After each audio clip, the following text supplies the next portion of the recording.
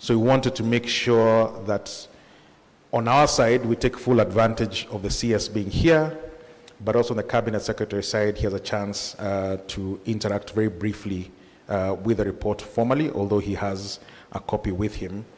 And so what I will do now is take an opportunity with great honor to invite the Deputy Governor of the Central Bank of Kenya, Dr. Susan Koech, to come and make brief remarks, and she'll then invite the Governor, who will then invite our Cabinet Secretary.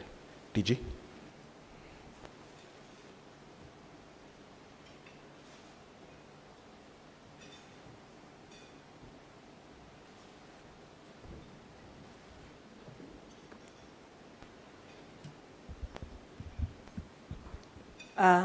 The Cabinet Secretary, National Treasury, Honorable CPA John Mbadi, the Governor of the Central Bank of Kenya, Dr. Kamau Thuke, representative of the Cabinet Secretary for SMEs and Cooperatives, CEO of FSD Kenya, Tamara, and the Director General of Kenya Bureau of Statistics.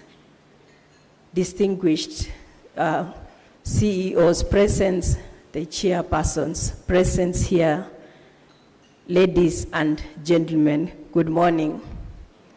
Good morning once again. On my way to the podium, I had a choice, actually two choices. The first one would have been, I come through there and walk straight here.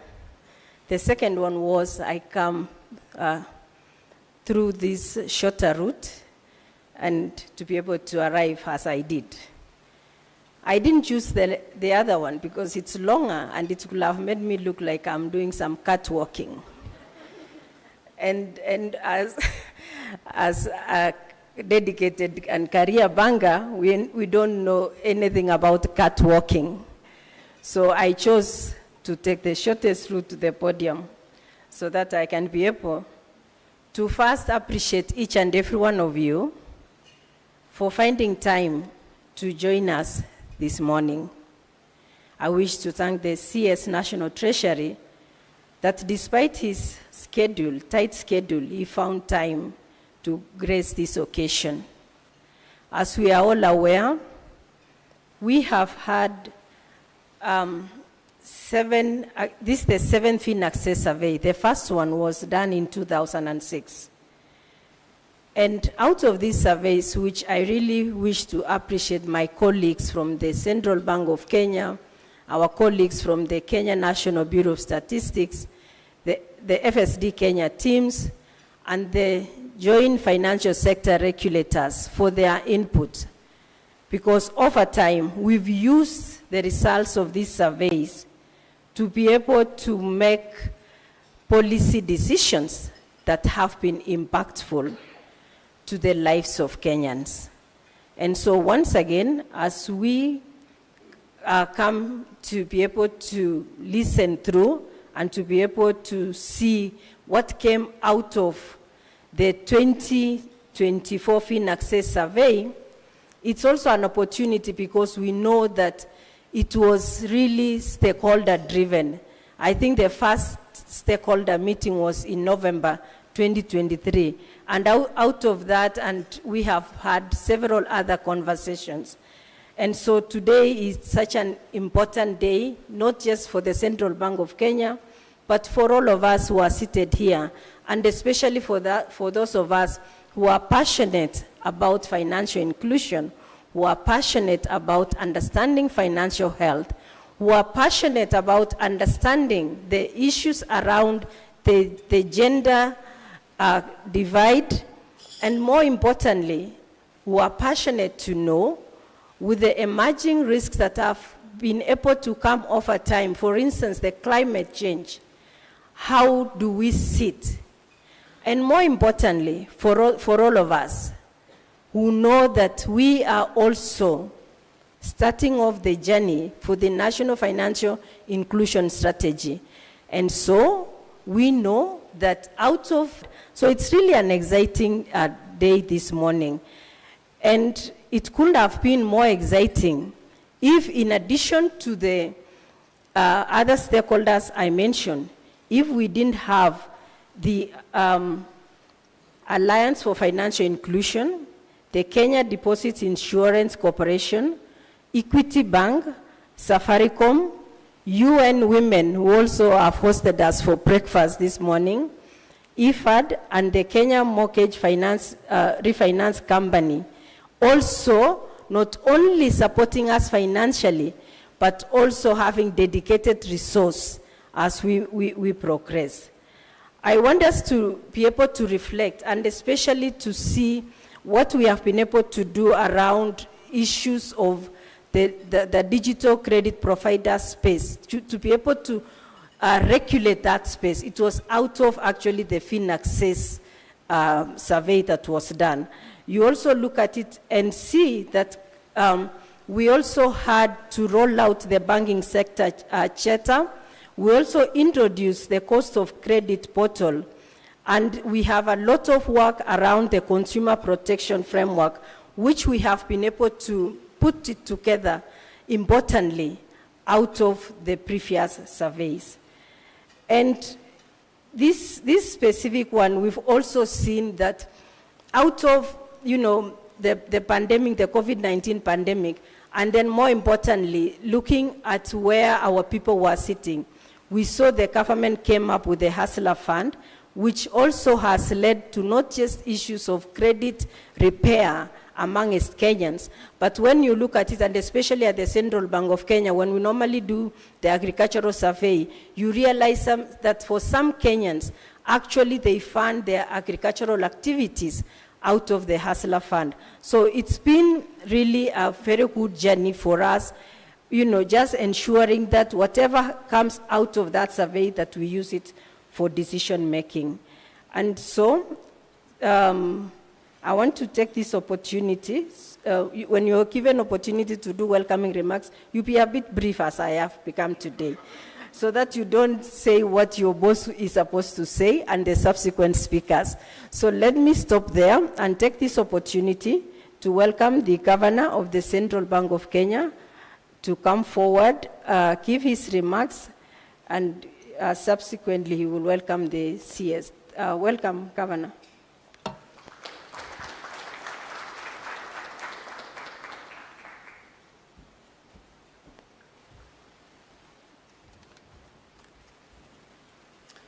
Thank you, DG, and good morning, everyone, and all protocols observed.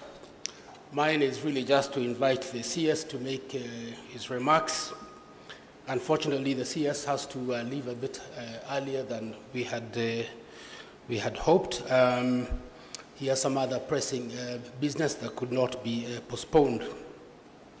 It's for this reason why the keynote address is coming after the presentation, a bit inverted.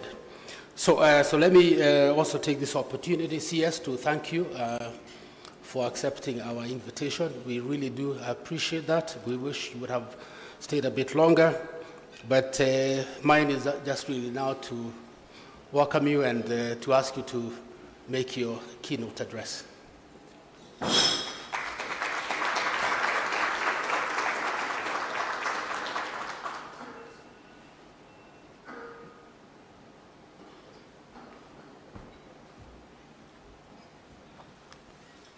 Thank you very much, Governor.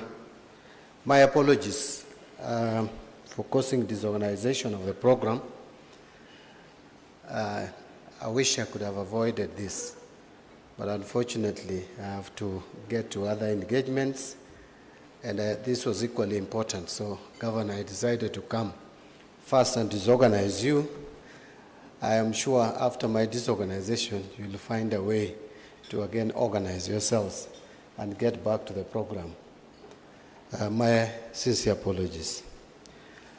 So I'm told there is a representative of the Cabinet Secretary, Ministry of Cooperatives and MSMEs. I hope that is correct. Yeah.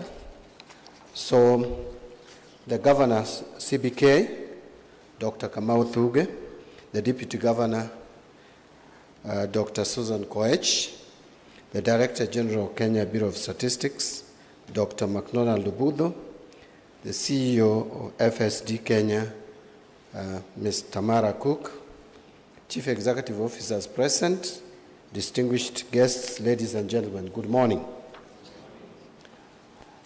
The recent focus in Kenya on the state of economy, not just in macroeconomic terms, but also in real terms, the issue of money is in the pockets of people, or people's pockets, has surprisingly become very critical, and it dictates that I start off by confirming that it gives me great pleasure to join you in this morning for the official launch of the 2024 Financial Inclusion, which is dubbed as Finaccess Household Survey Report. At the onset, I would like to thank the Central Bank of Kenya for inviting me to officiate this significant occasion. Although this is my first time to attend the launch of a Finaccess report, I understand it is the 7th in a row. It is certainly a pleasure to join those of you present, both physically as well as those who are following us online, to unveil a most comprehensive and informative report on the entire financial sector in our country. That is the 2024 Finaccess Household Survey Report. It is evident upon perusal of the documents that I've just seen, and also looking at the program that is outlined, that the development of the report involves a multi-partnership effort comprising the public sector, private sector, and of course the development partners. So this multi-pronged participation by diverse stakeholders provides a strong foundation for the development of data and evidence-driven policy making. Ladies and gentlemen, the unifying factor for all Kenyans remains our Constitution 2010, more particularly Article 10, which outlines the values that must guide not just public and state officers, but all when making or implementing policy. Inclusiveness and protection of the marginalized are two values that jump out at me at this specific occasion. Let this data not remain just numbers, but let us translate them into real persons as we unpack and develop policies, as we innovate, and as we think about services and other initiatives so that the data have real impact on the people. The Kenya National Bureau of Statistics 2024 Economic Survey Report states that the financial services and insurance sector accounted for the fourth largest share of our GDP at 7.8% in 2023. And this recorded the fourth highest growth rate of 10.1% during the same period. However, employment remains an aspect of concern to all, and undoubtedly, this sector also contributes employment and job creation in our economy. This therefore necessitates that the sector is an area of focus to both public and private sector players. It is commendable that policies adopted in the past have significantly contributed to creating an inclusive environment for Kenyans to access formal financial services. Indeed, the advent of the mobile money in November 2007 remains the single most important decision made by the government in changing Kenya's financial inclusion landscape. Ladies and gentlemen, you will remember or recall that those days when people in urban areas, and I remember those days I was going through my university education, anytime you are going home, you had to be sent to the village with money in envelopes to go and take to relatives back at home. And you'll still remember buses being used, a Kamba bus, if you are coming from, especially Western Kenya region, I believe even at the coast, that people were using a Kamba bus to send money, and it would take some days. I think that has changed with the mobile money, and things are much better. So the days when reliance on other modes of payment, such as money orders or physical visits to bank branches, remember when we were in high school, and letters were being read in the parades, and you are expecting money to be sent through money order, you are looking for that color of the money order to appear. If the teacher was reading, or whoever, or a prefect was reading the letters that have come, so you check around to see if there is any possibility of that color of the money order appearing, then you start hoping that it is yours. Those have now since changed with the revolution, especially of the mobile money. So that is no longer with us. Mobile money technology has bridged the gap between rural and urban dwellers, between male and female, and between people from different social strata. As a result, financial inclusion has grown remarkably from 27% in 2006 to almost 84.8% in 2024. So today, Kenyans can enjoy services across banking, payments, insurance, SACCO savings, access to credit, investments, among others, from the ease of their offices at all homes, merely at the touch of a button. This is incredible for our country. The fusion between mobile money, internet banking, and other digital platforms significantly contributed to the resilience of Kenya's financial sector during the COVID-19 pandemic, as most services continued with minimal disruptions through digital platforms. The same platforms have been used to deliver social transfers to vulnerable groups such as the elderly, support to victims of climate change disasters, and provision of other solutions such as microinsurance and microcredit to farmers and small businesses. While we have a lot to celebrate, ladies and gentlemen, we must also step back to reflect on the gaps identified in this survey that is going to be unveiled. One is that the puzzle of rising financial inclusion against deteriorating financial health among Kenyans must make us start asking questions. From a moderately average level of 39.4% of Kenyans considered financially healthy in 2016 to now just about 18.3% in 2024, we need to have a conversation on these trends. We need to know who are benefiting from this rapid growth of financial inclusion and why a majority are becoming worse off instead of enjoying inclusion dividends. We need to know the appropriateness of our policies, products and services, and innovations vis-à-vis the needs of our people. We must know whether banks, SACCOs, microfinance banks, insurance companies, digital credit providers, among other players, are customer-centric as they come up with policies and innovations in the financial sector. So the consumer protection heat map has indeed highlighted several issues that characterize financial service providers and thus require attention to ensure consumers' needs are met. So, ladies and gentlemen, the numbers on the level of financial literacy in Kenya are also perturbing. As of December 2022, Kenya's literacy rate was estimated at 83% for those aged 15 years and above. The survey has revealed that only 42% of Kenya's adult population are highly financially literate, 41% being classified as financial literate, 14.5% partially financially literate, while 2.8% are not financially literate. This reflects the understanding of the cost of borrowing, impact of inflation on the incomes, and risk diversification.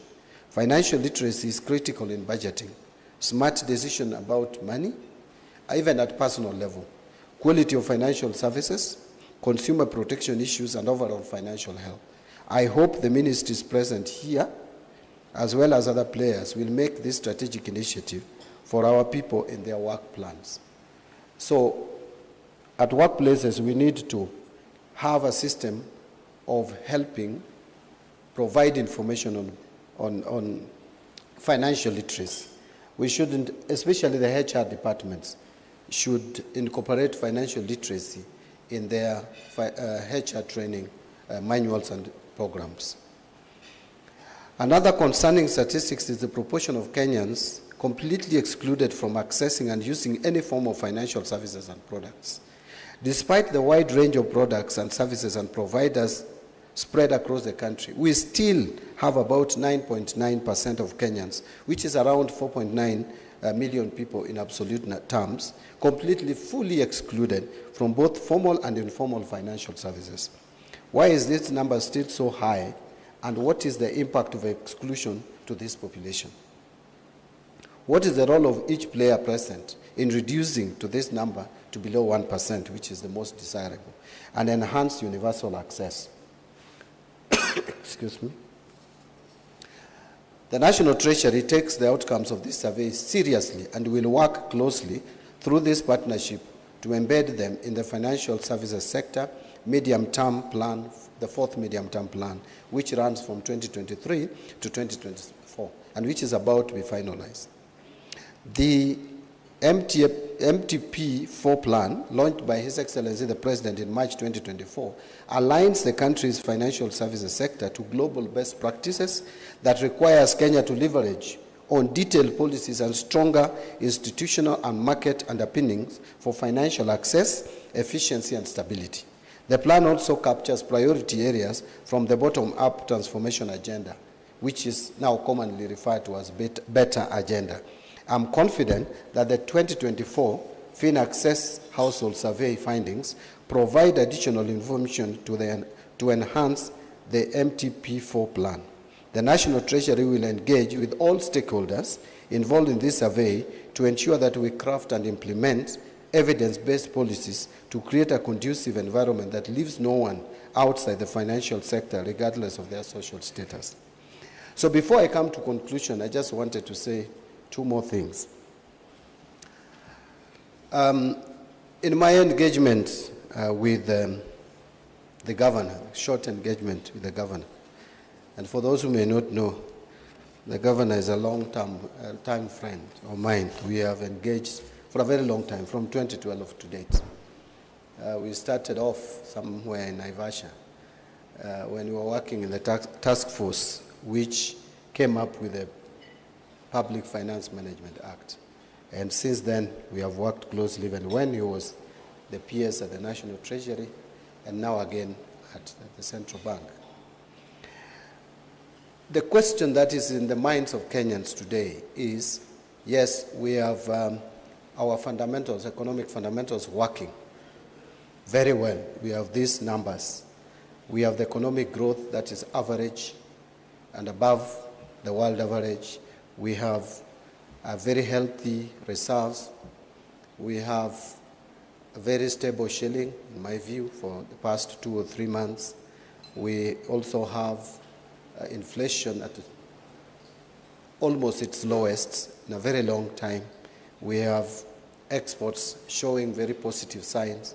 We have diaspora remittances working very well, and many, many other things. But then you hear this statement consistently in the streets that Kenyans don't have money in their pockets.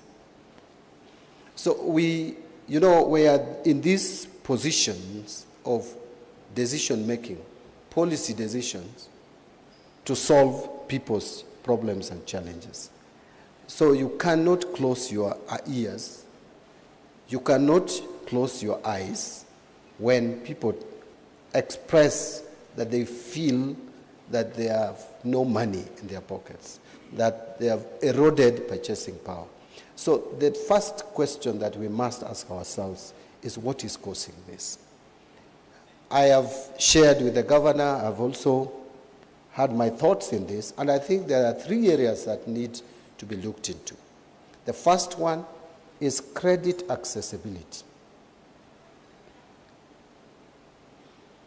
We have talked about this. I know the governor is taking action, engaging with our banking sector on this, because again, it is the governor, central bank, who can engage at that professional level with the banks.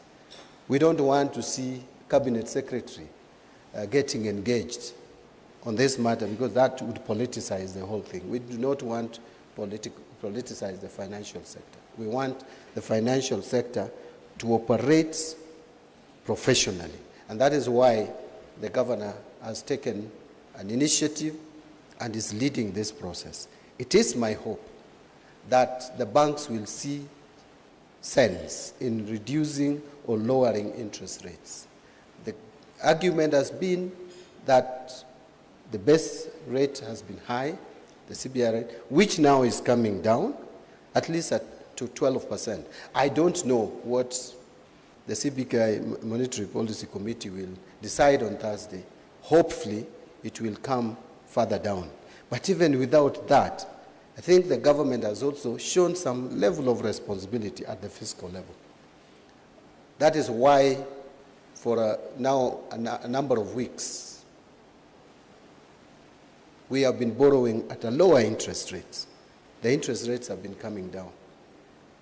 I remember when I came to this ministry as a CS, the 91-day Treasury bill was at over 15%. Today, we are talking about 12-point-something%. It's below 13%. And we hope it will come down.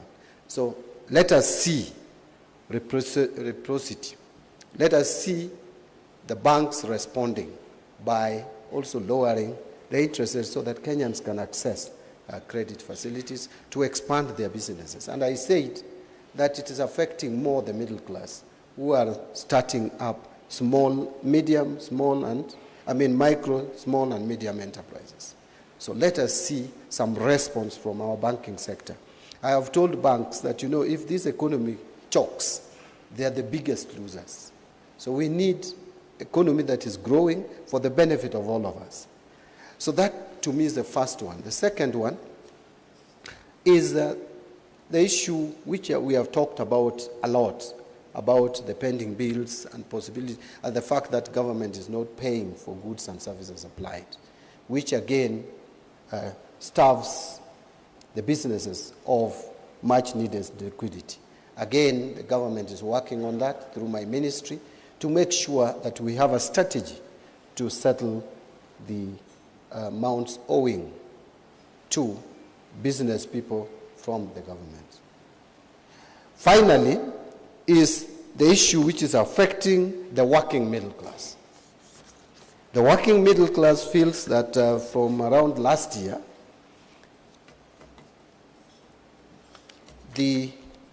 their salaries have reduced by about 8%. And by the way, 8% is not a small percentage. It's huge.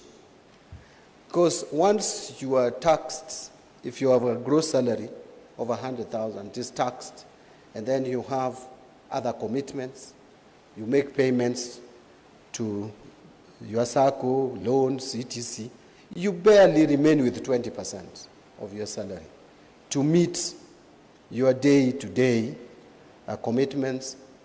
If you're paying rent, you pay rent. If you're buying food, you buy food. Transport is etc. If someone takes 8% out of it, obviously you are disorganized. And this has come about, and I understand it perfectly well. This government came into office with an unsustainable fiscal framework. If you are coming into office and the borrowing is almost hitting $1 trillion in an economy of our size, then it must worry you. So the government came with a deliberate strategy to reduce and come down on the fiscal deficit, which was about 925. So billion. Last year, it came down to 835 billion. I'm happy to report that this year we are projecting to spend no more than, or to borrow no more than 768 billion. So that in the next financial year, we even reduce this further to 760 billion. So that necessitated revenue mobilization, and that is what necessitated some of the increases. Of course, there were also other government agenda, like the provision of housing and the universal health coverage. But my intention, and which I will share with the cabinet, is once we are clear on this fiscal consolidation, which I think should take us a year to see how effective KRA is performing, and they have started showing very positive signs, in my view. November was a bit hit. October was good. November was a bit hit. But still, even that, we haven't fallen off the target much. I think November was hit by some challenges, technological challenges, etc. I believe December will be better going into into 2025. If we can show some good progress there, my proposition would be to see how to look at the pay as you earn, to see the percentages, work the numbers, do analysis, and see if we could reduce the pay as you earn, maybe take them back largely to where they were, so that we can deal with this reduced purchasing power by Kenyans, because it's a concern. It's something we must deal with.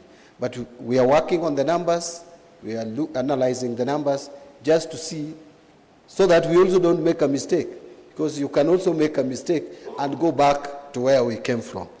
But I'm seeing progression. In fact, if we manage the fiscal deficit to 768 this financial year and reduce it to 760 the next financial year, 2026-27, we intend to borrow no more than 597 billion. And you can see that percentage is going down.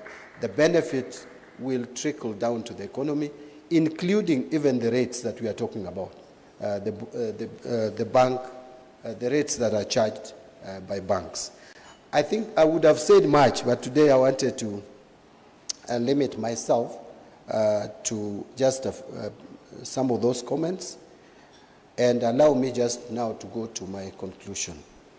So in the Kenya National Bureau of Statistics, financial sector deepening trusts, financial sector regulators, and local and global partners that work together to ensure we have additional information that would help us buttress our policies in the financial sector.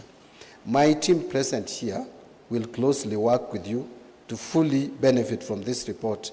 And I saw the likes of Nyangala here. Yeah, so my team is here well represented. So we will work for this report in fostering a financial system that is inclusive, equitable, and stable for inclusive and equitable growth across the country. With those many, many remarks, I don't want to call them few, it is now my duty and honor to officially launch the 2024 Finaccess Household Survey Report to the public. Asanteni sana.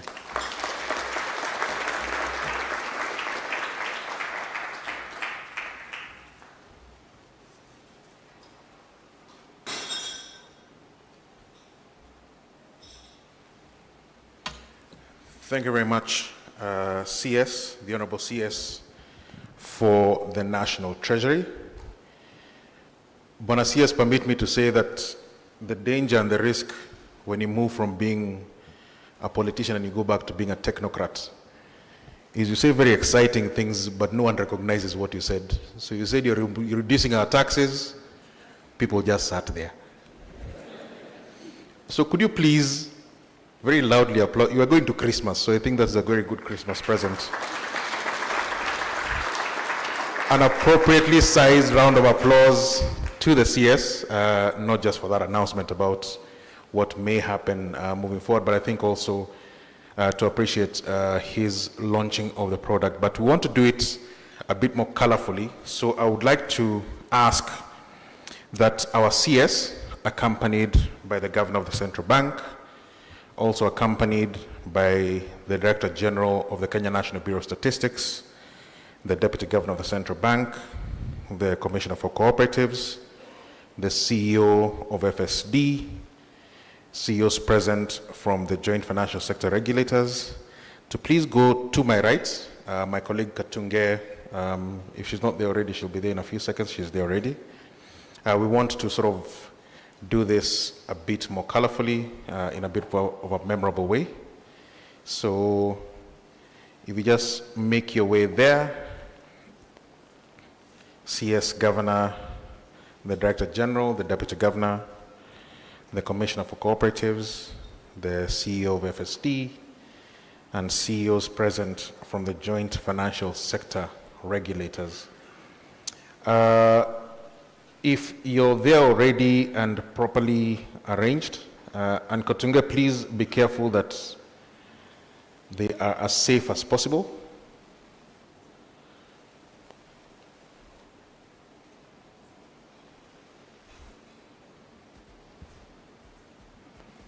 Very good. So I want to then hand over the audio to Katunge to lead us in counting down to this launch of this year's Finaccess survey. So if you just keep your eyes on the screen, those of you that are watching us online, plus also those of us in the room, you'll perhaps be able to see it a lot better. Katunge, over to you. Thank you, Wallace.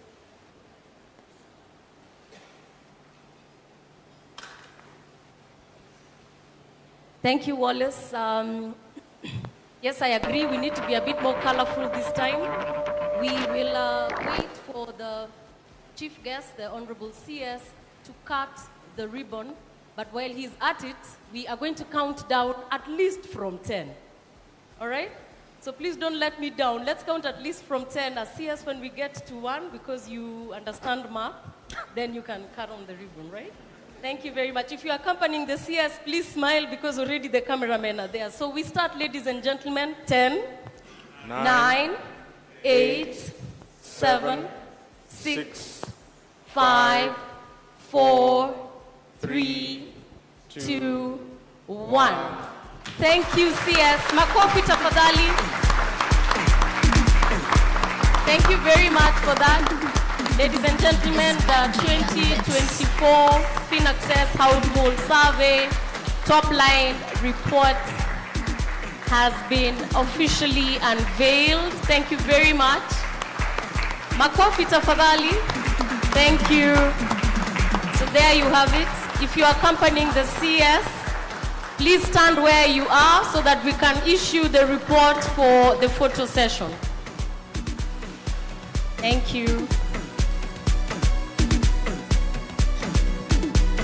Now have the photo session. Each of you will get a copy of the report.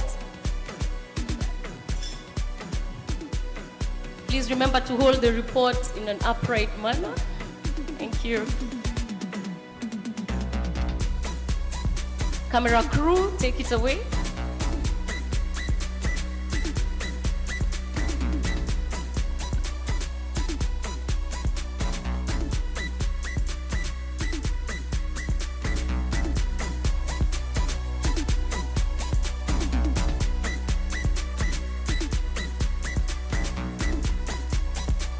Thank you very much. We shall have one more photo, please, Honorable CS, if you don't mind, with the partners. Partners, please make your way if you haven't come here already, so that we can have the report. Any of the partners who remain seated, thank you. And all our partners, AFI, if we have Equity, RBA, Equity Bank, yeah. IFAD, Safaricom, Safaricom, UN Women. I know the Joint Financial Sector Regulators are already there.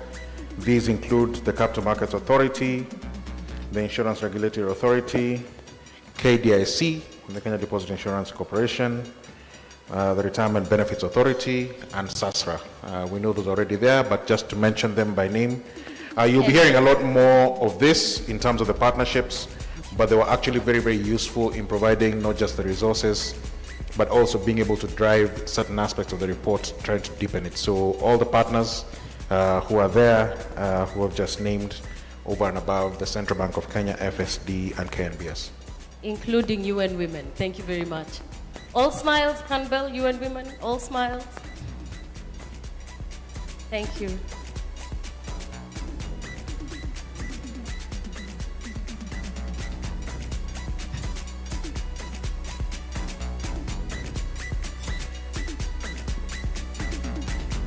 Thank you very much. A round of applause, please, for that. Thank you very much, Honorable CS, and the rest of the team. Thank you. Over to you, Wallace.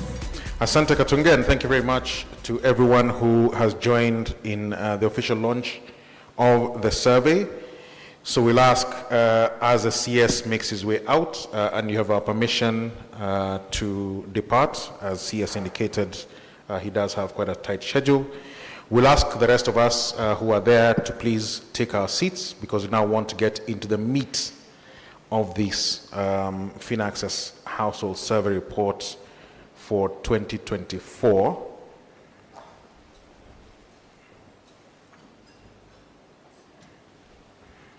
So once again, Asanteni, and we'll be joined back by the people who have taken it upon themselves to see off the Cabinet Secretary. So this stage, I want to invite a colleague from the Central Bank of Kenya. You may have seen him still typing the report. Isaac Malu umefika imeisha. Now come and tell us. Dr. Isaac Mwangi from the Central Bank of Kenya, who has been instrumental and key in being able to drive this report, to take us through some of the findings. And also, we know there's a lot of interest in the methodology. How did you come and arrive at these findings? So Dr. Isaac Mwangi will take us through quite a bit of that. Dr. Mwangi.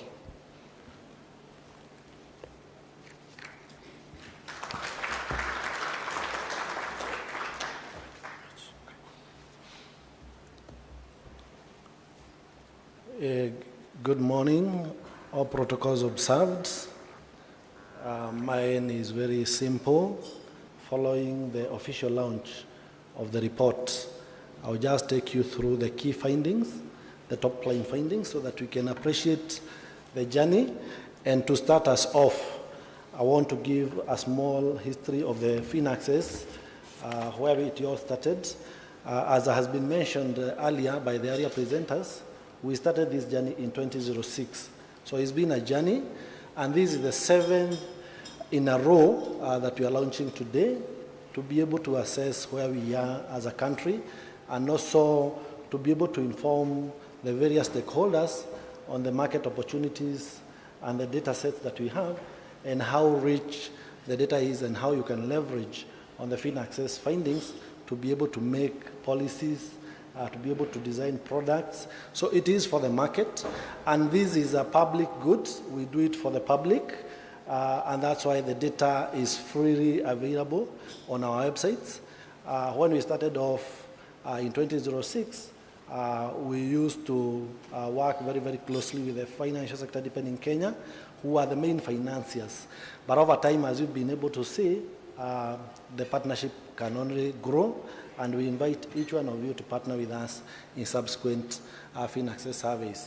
So allow me to move, and we'll start by recognizing the partners, and they have already been recognized by the chief guest.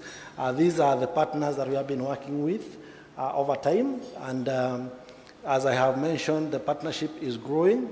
From 2006, when we used to have only CBK, FSD, and KNBS, now we are seeing over 10 both local and international partners coming in, and there is room for more. We have enough space for every one of us, so feel free to partner with us as we move along, and special thanks to our dear partners who have made this a possibility. In terms of the presentation, it's going to be very, very straight presentation. We will first look at our top line findings. Then we are going to look at what each and every stakeholder and each and every financial provider has done in that space of financial inclusion. Then we are going to have an interactive session whereby we are going to interact with the data, and you'll be able to see how best you can be able to pull out the data, play with it, triangulate, and even do your own cross-tabulations for policy, again, and other purposes. So in terms of the methodology, this survey, we work very, very closely with the Kenya National Bureau of Statistics.